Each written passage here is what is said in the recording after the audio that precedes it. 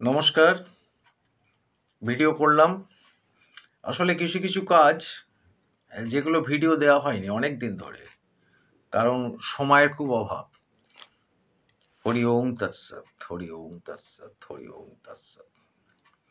তা এবার ব্যাপার হচ্ছে যে এটা এই বছর দুয়েক আগের কথা। একটি দারুণ সুন্দরী মেয়ে, মধ্য যৌবনা, আমার সঙ্গে আলাপ হলো একটা নাটকের গ্রুপে। দারুণ সুন্দরী, মানে মাথা খারাপ করে দেবে, এত সুন্দর এবং ব্যবহারও হাই সফিস্টিকেট। তা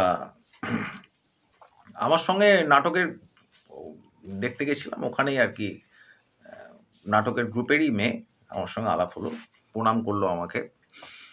তো পরিচালক আমাকে চেনে। তো আমি গ্রিন রুমে চা খাচ্ছি, তো মেয়েটা এলো, এসে আমাকে বললো যে দাদা আপনার ফোন নাম্বারটা যদি দেন। হ্যাঁ, আমি তো সবাইকেই দিই, আপনাকে অসুবিধে কে, নিন। তার কিছুদিন বাদে ফোন করেছে রাত্রিরে।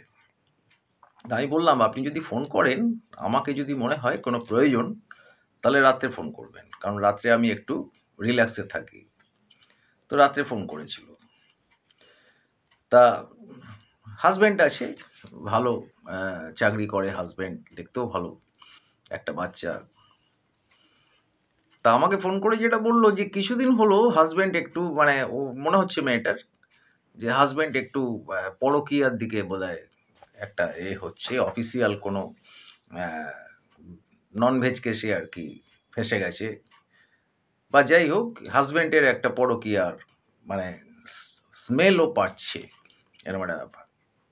তা আমাকে বললো দেখুন আমার সন্দেহ হচ্ছে এটা, এবং সন্দেহ বলতে আমি 100% গ্যারেন্টি যে এটা হচ্ছে ব্যাপার, কিন্তু আমি বুঝতে পারছি না যে আমার স্বামী এরকম যে একটা ব্যাপার হবে। তা আমি বললাম আপনার তো লাভ ম্যারেজ বিয়ে। বললো হ্যাঁ আমার লাভ ম্যারেজ বিয়ে, কিন্তু এখন যেটা হচ্ছে যে ঝগড়াঝাটি কিছু হচ্ছে না, কিন্তু আমি বুঝতে পারছি যে আমার স্বামী একটু দূরে সরে যাচ্ছে, এবং সেটা একটা মেয়ের কারণে। তো মেয়েটাকেও লোকেট করতে পারছি, কিন্তু আমি প্রুফ নেই আমার কাছে, কিন্তু 100% শিওর আমি। তাই আমি বললাম ঠিক আছে আপনি একদিন আসুন আমার কাছে, আমি দেখছি, আর স্বামীর ছবিটা নিয়ে আসবেন চশমা ছাড়া। বললো ঠিক আছে। তো একদিন অ্যাপয়েন্টমেন্ট করে এলো। আমার যেটা রেমুনারেশন উনি দিয়েছেন, আমি বললাম যে আমি তো ইমোশনাল না, প্রফেশনাল, আপনি আমার কাছে আসুন, আমি দেখছি। তো উনি এলেন, একদিন একলাই এলেন, দেখলাম হাজব্যান্ডের ছবিও দেখলাম। তাই বললাম যে দেখুন এটা তো আমি লোকেট করতে পারছি না, কিন্তু সামথিং রং এটা শিওর, 100%, 100 না 200%। তা আমাকে এটা শ্মশানে যেতে হবে। তা আপনি তো আমাকে এসছেন, আমার চার্জ তো দিচ্ছেনই, কিন্তু আমি যে শ্মশানে যাব সেটার একটা চার্জ লাগবে আপনার। আমি চেষ্টা করে দেখছি কি আল্টিমেট ব্যাপারটা কি, কারণ আমি এমনি এটা বুঝতে পারছি না, আমাকে শ্মশানে যেতে হবে, কারণ আমার যারা আছে লোকজন তাদেরকে নিয়ে আমাকে ইনভেস্টিগেশন করতে হবে। এটা আপনাকে অন্তত 3-4 দিন দিতেই হবে টাইম, আমি তারপরে আপনাকে জানাবো। তো যাই হোক আমি গেলাম কেওড়াতলা শ্মশানে, দিয়ে আমি আমার অনুযায়ী ইনভেস্টিগেশন করলাম, করে দেখলাম মেয়েটা ওদের অন্য অফিসের, ওদের ওই টিফিন খেতে গিয়ে আলাপ হয়েছে, মানে পরকীয়াটা। অন্য অফিসের মেয়ে, ও আসে টিফিন খেতে একটা দোকানে, আর এও যায় টিফিন খেতে, এর স্বামী। সেখান থেকে আলাপ হয়েছে, আলাপ টালাপ হয়ে মেয়েটা ওকে একটা গিফট দিয়েছে, টুকটাক পেন টেন হ্যান ত্যান এইগুলো, যেটা অফিসিয়াল দেয় আর কি। মেয়েটাও বিবাহিত, স্বামী বা মানে বাইরে থাকে আর কি, প্রবাসী, মানে অন্য জায়গায় কাজ করে করে মানে বছরে 1 মাস 2 মাস আসে, এরকম একটা ব্যাপার। তো এবার কি হয়েছে, ওই ওর এই আমার কাছে যে ক্লায়েন্ট এসেছিল, ওর স্বামীকে ও একটা জামা দিয়েছে পুজোর সময়, একটা শার্ট। তো সেই শার্টের যে কলার, কলার দেখবেন অনেকগুলো কাপড়ের সমষ্টি দিয়ে কলারটা শক্ত করা হয়, ভেতরে একটা কার্ড মতো থাকে, মানে শক্ত। কলারের যে কোনো শার্টের কলারের একটা শক্ত মতো একটা থাকে, তার উপরে কাপড়টা থাকে আর কি, কলারটা একটু শক্ত হয়। সেই কার্ডটার মধ্যে আপনার ইউটিউব থেকে যেসব যন্ত্রগুলো দেখবেন, ইউটিউবে দেখা যায় বশীকরণ, এই নাম্বার, মানে অনেকগুলো নাম্বার থাকে, একটা চৌকো ঘর, তার মধ্যে 8টা ডিভাইডেড করা, এবং আপনার 6টা নাম্বার থাকে, হ্যাঁ, ডিভাইডেড থাকে 6টা ঘর, লুডোর ঘরের মতো, তাতে নাম্বার ফাম্বার থাকে, ইউটিউবে দেয় দেখবেন বশীকরণের যে জিনিসগুলো। সেই রকম ওই কলারের ভেতরে যে শক্ত কাগজটা, তাতে ওই যন্ত্রটা আঁকা, মানে আঁকা বলতে কি, মানে সেলাই, সাদা সুতো দিয়ে সেলাই করে ওটা করেছে, মানে কোনো পেন্টের না, দিয়ে সেইটা দিয়ে কলারটা বানানো হয়েছে। কলারের ভেতরে সেই যন্ত্রটা, এবং মানে ওটা সুতোর কাজ দিয়ে দেখা যাচ্ছে না বাইরে থেকে, ওটা ভেতরে আছে। ওই জামাটা ওকে প্রেজেন্ট করা হয়েছে, আর ওই জামাটাও পরেছে। এবার কি হয়, ওই জামাটা বাড়িতেও আছে, প্লাস ও মাঝে মাঝে পরে বা কিছু ও নিজে কিনেছে বলেছে বউটাকে। তো যাই হোক, এবার ব্যাপার হলো যে আমি বউটাকে বললাম, আপনি এক কাজ করুন, জামাটাকে টোটাল হাওয়া করে দিন, আর এমনি হাওয়া করবেন না। আপনার গাড়ি আছে 4 চাকা? বললো হ্যাঁ 4 চাকা আছে। তাহলে আপনি এক কাজ করুন, আপনি ওটা ধরবেন না, অসুবিধা হয়ে যাবে, আমি আপনার সঙ্গে যাচ্ছি, বাবুঘাটে গিয়ে ওইটা জলে ফেলে দিন। তো বলছে জামাটা যদি খোঁজে পড়ে, বলবেন যে আমি জানি না, কিছু করার নেই, ওটা ওটা আপনাকে হাওয়া করে দিতে হবে, নাহলে মুশকিল আছে। আর আমি যেটা করার আমি ক্রিয়া করে দিচ্ছি আপনার।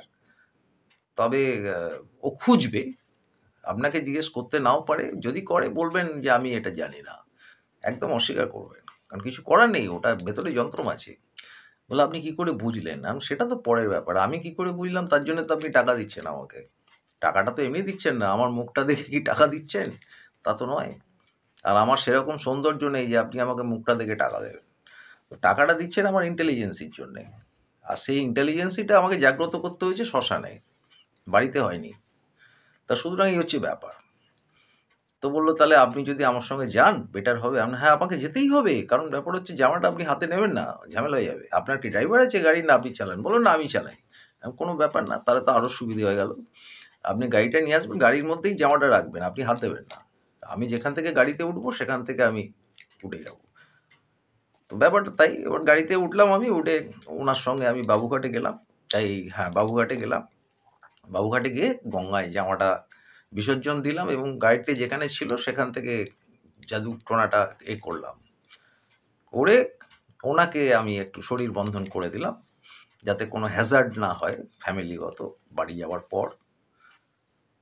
তো এই হলো ব্যাপার।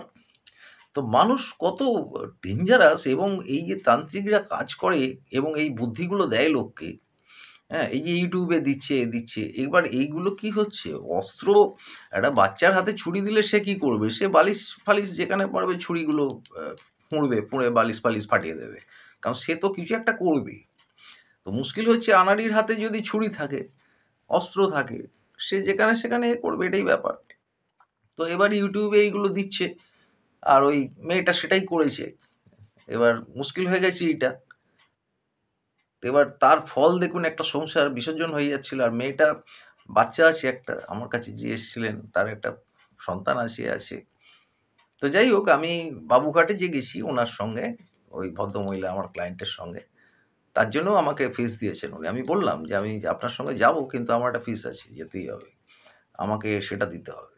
বললো হ্যাঁ, কোনো আপনার টাকার চিন্তা আপনি করবেন না, কিন্তু আপনি কি করছেন, আপনি টাকা নিয়ে আমাকে সুখ দিচ্ছেন, আমার দুর্ভাবনাটা কমাচ্ছেন, আমাকে বিশ্রাম দিচ্ছেন, আমাকে শান্তি দিচ্ছেন।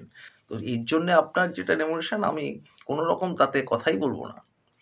তো যাই হোক, সেখান থেকে বাঁচিয়েছি। তারপরে বোধহয় গত বছর মেয়েটা আবার ফোন করেছিল আমাকে। ফোন করে বলল, দাদা আমি ভালো আছি, হ্যাঁ, আপনার এতে মোটামুটি আমার এখন অসুবিধে নেই, আপনি ভালো থাকবেন।